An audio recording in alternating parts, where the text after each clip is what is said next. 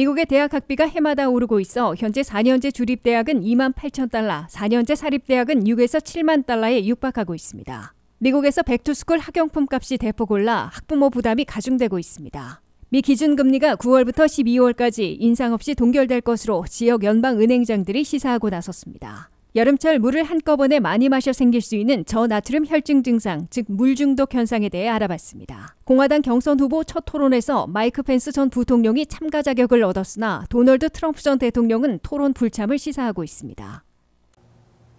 여러분 안녕하십니까? 워싱턴 뉴스 투데이입니다. 미국의 대학 학비가 해마다 오르고 있어 현재 수업료만 해도 4년제 주립대학 거주민 학비는 11,000달러에 달하고 4년제 사립대학은 4만 달러에 육박하고 있습니다. 여기에 기숙사와 식대를 포함하면 주립은 28,000달러, 사립은 6에서 7만 달러에 달하는 것으로 나타났습니다. 안혜린 기자가 보도합니다. 팬데믹으로 주춤했으나 물가 급등으로 다시 고개를 든 미국의 대학 학비는 중단 없이 해마다 오르고 있습니다.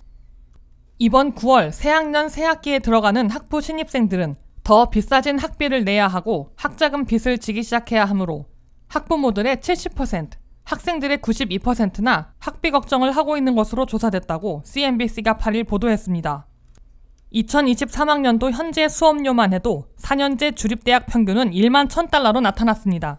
4년제 사립대학은 3만 9,400달러로 4만 달러에 육박하고 있습니다. 여기에 룸앤보드, 즉 기숙사비와 식대까지 포함해 대학생들이 실제 지출해야 하는 총 학비를 보면 4년제 주립대학은 2만 8,000달러, 타주 출신 주립대학은 4만 5,000달러, 4년제 사립대학은 평균 5만 8,000달러에다가 7만 달러를 넘는 곳도 있습니다. 지난해 수업료는 주립대학 1.8%, 사립대학 3.5% 오르는 데 그쳤지만 생활비 급등으로 실제 지출한 주립대학 학비 2만 8,000달러는 전년보다 10% 이상 오른 겁니다. 미국 대학생들은 총 학비의 50% 정도를 부모를 비롯한 가정에서 부담하고 있습니다. 25%는 펠그랜트 등 무상 보조와 장학금 등으로 충당하고 있습니다. 나머지 25%를 연방학자융자금으로 받고 있습니다. 올해 고등학교를 졸업한 학생과 학부모들의 71%가 연방학자금을 지원받기 위해 작성해야 하는 펩사를 연방교육부에 제출했습니다. 이는 71%의 고졸자들이 대학에 들어가 무상 보조나 론을 얻어서라도 학비를 낼 채비를 하고 있음을 보여주고 있습니다. 하지만 대표적인 연방 무상 보조인 펠 그란트 지원액이 1인당 평균으로는 해마다 줄고 있고 연방 론도 여의치 않아져 학부모나 학생들의 직접 부담이 가중되고 있는 것으로 칼리지 보드는 지적했습니다. 연방 무상 보조인 펠 그란트를 받은 학부 대학생들은 610만 명으로 10년 전보다 무려 35%나 급감했습니다. 펠 그란트의 맥시멈은 6,895달러나 되지만 1인당 평균은 4,250달러에 그친 것으로 나타났습니다.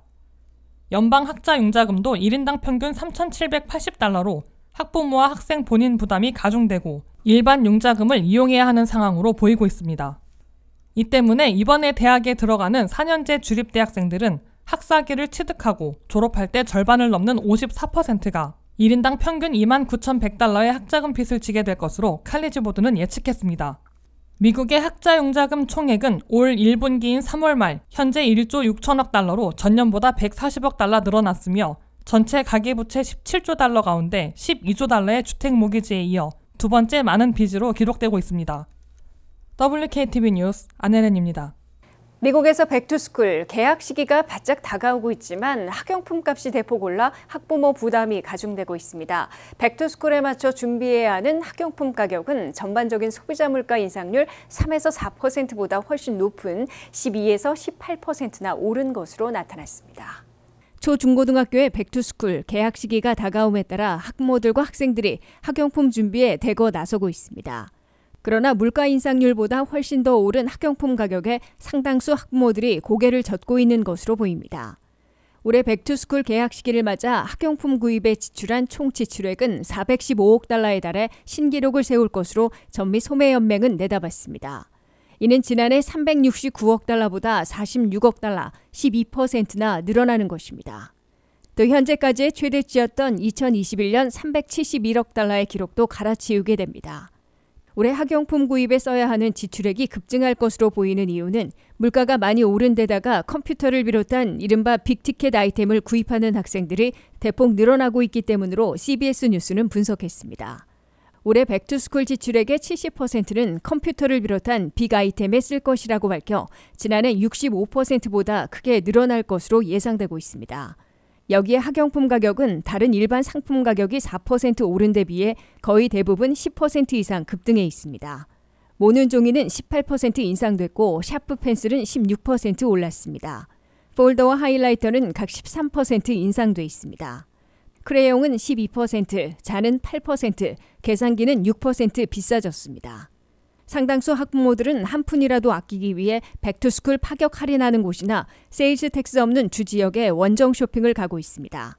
학부모들끼리 모이거나 학교 측과 합의해 단체 구입을 모색하는 경우도 눈에 띄고 있습니다.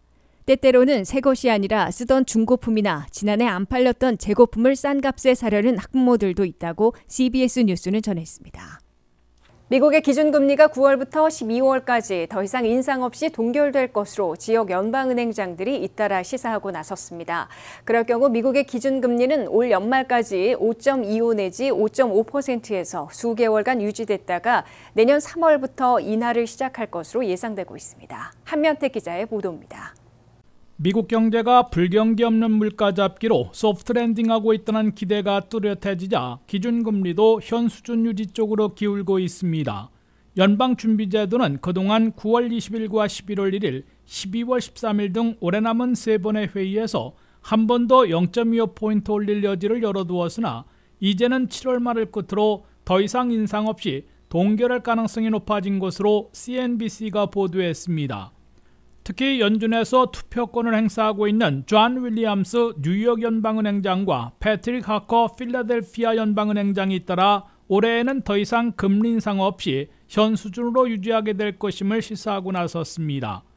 패트릭 하커 필라델피아 연방은행장은 우리는 인내심을 갖고 기준금리를 유지할 수 있는 시점에 있다고 믿는다면서 올해에는 더 이상 금리 인상이 없을 수도 있음을 내비쳤습니다.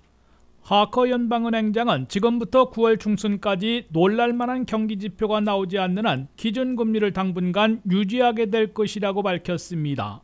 하커 연방은행장은 경제활동이 둔화되고 있으나 이는 물가 진정을 가져오고 있다면서 물가 잡기에서 성과를 보고 있고 미국 경제가 소프트 랜딩을 향해 날고 있다고 평가했습니다. 하루 전날인 7일 존 윌리엄스 뉴욕 연방은행장은 뉴욕타임스와 인터뷰에서 기준금리 인상이 올해에는 끝났을 수도 있다고 밝혔습니다. 이는 연준이 7월 26일 11번째로 기준금리를 0.25포인트 올리고 또 한 번 인상할 길을 열어놓은 바 있는데 올해에는 7월이 마지막 인상이고 9월과 11월, 12월에는 동결할 가능성이 높아지고 있음을 시사한 것으로 CNBC는 해석하고 있습니다. 이에 따라 미국의 기준금리는 올해 남은 3번의 회의에서 모두 현 수준인 5.25 내지 5.50%에서 동결할 가능성이 높아지고 있는 것으로 예측되고 있습니다. 연준의 기준금리 추이를 추적하고 있는 CME 그룹의 투자자들은 8일 현재 9월 20일 회의에서 금리를 동결할 가능성이 85%를 넘는다고 내다보고 있습니다. 이 때문에 경제 분석가들과 투자자들의 관심은 연준이 언제부터 기준금리를 내리기 시작할지에 쏠리고 있습니다. 경제 분석가들과 투자자들은 내년의 기준금리나 시작 시기에 대해 첫 회의인 1월 30일로 보는 측도 있으나 3월 20일 시작을 내다보는 예상이 우세하다고 CNBC는 전했습니다. 연방준비제도는 6월 회의를 마치면서 내놓은 경제전망에서 기준금리 수준을 올 연말 5.6%에서 내년 말에는 4.6%로 잡아 2024년 한 해 0.25포인트씩 4번 모두 1%포인트 금리를 내리게 될 것으로 예고해놓고 있습니다. 또 2025년 말에는 3.4%로 잡아 후년 한 해 동안 0.25포인트씩 5번 모두 1.25포인트 기준금리를 내릴 것으로 시사했습니다. WKTV 뉴스 한면택입니다. 여름철 외출 후 시원한 음료나 냉수를 벌컥 들이키며 더위를 식히는 경우 있으시지요. 건강을 위해 물은 하루에 1리터 이상 마시도록 권장되기도 합니다. 하지만 물을 한꺼번에 너무 많이 마시면 저나트륨 혈증 상태에 빠지는 물 중독 증상을 일으킬 수 있다고 하는데요.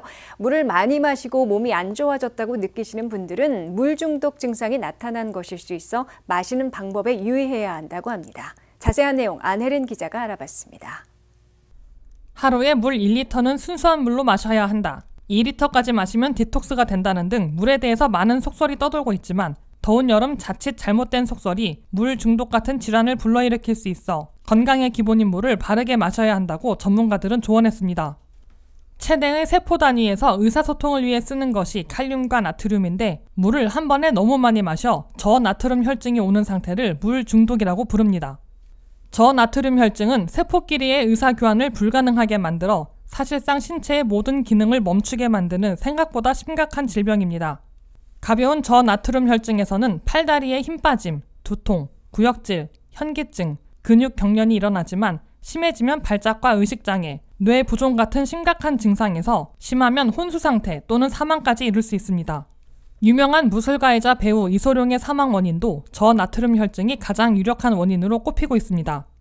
전문가들은 세계보건기구의 권장량은 1.5에서 2리터지만 이 물을 모두 순수한 물로 섭취해야 하는 것이 아니라 개인차를 봐야 한다고 설명합니다.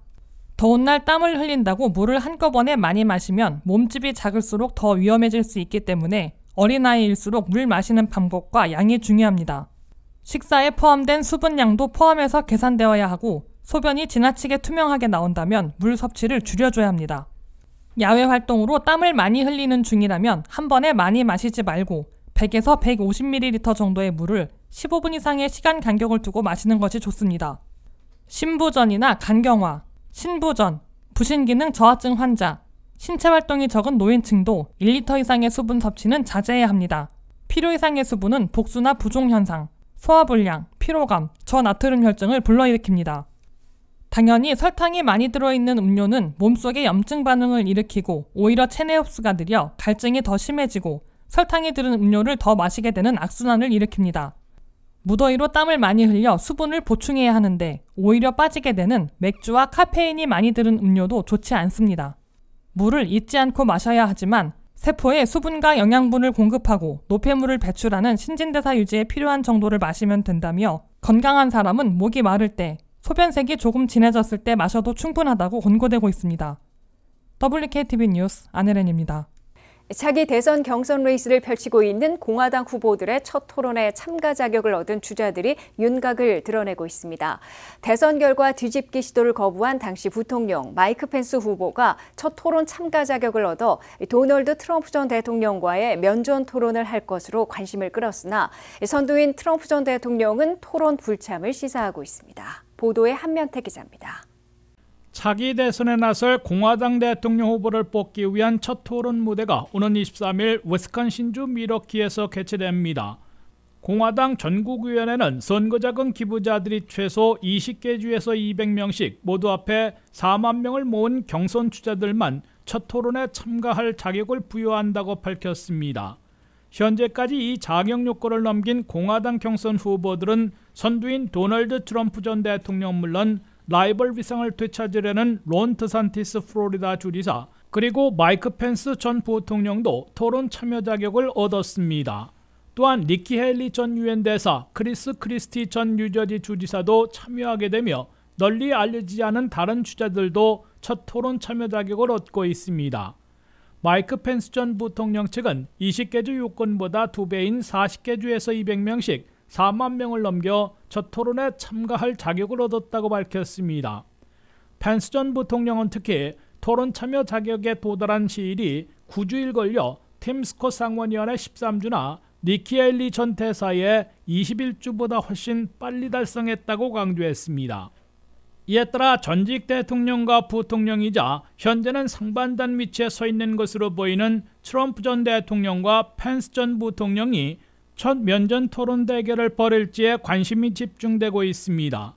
트럼프 전 대통령의 1월 6일 의사당 점거와 관련된 기소에서 2020 대선 결과 뒤집기 시도를 거부한 것으로 드러난 펜스 전 부통령이 옛 보스 트럼프 전 대통령과 면전에서 껄끄러운 맞대결을 펼치게 될지 관심을 끌어왔습니다.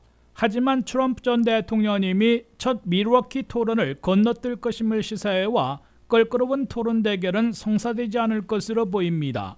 트럼프 전 대통령은 지지율이 0 또는 1, 2, 3포인트밖에 나오지 않는 후보들에게 어떻게 똑같이 질문할 기회를 줄 수 있느냐면서 첫 토론에 불참할 것임을 예고해왔습니다. 트럼프 전 대통령은 올 상반기 내내 50% 이상의 지지율로 2위 드산티스 후보의 20% 이하를 두세 배 격차로 압도해왔으며 다른 후보들은 2~3%의 지지율에 그치고 있습니다. 10여 명이 나서고 있는 공화당 경선 주자들 가운데 마이크 펜스 전 부통령과 크리스 크리스티 전 주지사 등이 잇따라 기소되고 있는 트럼프 전 대통령을 앞장서 공격하고 있습니다. 크리스티 전 뉴저지 주지사는 트럼프 전 대통령이 당당하게 첫 토론에 나오기를 바란다면서 내가 진검승부에서 트럼프를 이길 수 있는 가장 능력 있는 후보라고 큰소리치고 있습니다. 그러나 트럼프 전 대통령이 첫 토론에 불참하면 2024 공화당 경선 주자들이 첫 데뷔 무대부터 군소 후보들만의 도토리 키재기식 토론에 거쳐 유권자들의 관심을 끌지 못해 흥행에 실패할 것으로 지적되고 있습니다. WKTV 뉴스 한면택입니다. 이상으로 워싱턴 뉴스투데이를 마치겠습니다. 시청해주신 여러분 고맙습니다.